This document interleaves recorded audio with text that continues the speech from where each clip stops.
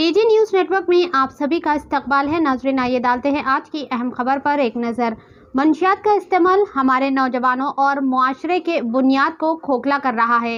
इसी संगीन मसाइल के पेश नज़र आज करीमनगर ज़िला के लेक मनार डैम रिवर के किनारे एक अहम बेदारी प्रोग्राम का इनेकाद किया गया।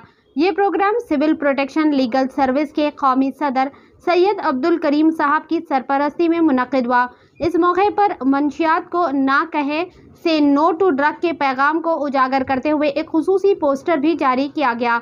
इस बेदारी मुहिम का मकसद अवाम और ख़ास तौर पर स्टूडेंट्स व वालिदैन को मंशियात के बुरे असरात से आगाह करना और इन्हें एक सेहतमंद ज़िंदगी की तरफ राग़िब करना है।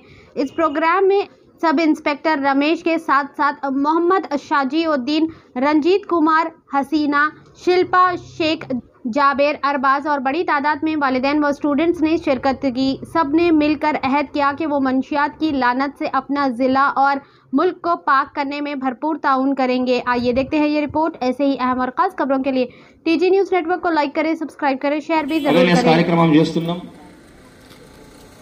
ఈ రోజు మనం ఎక్కడ వెళ్తున్నాం, ఏ పరిస్థితుల్లో ఉన్నాం, ఒక్క నిమిషం మనం ఆలోచించి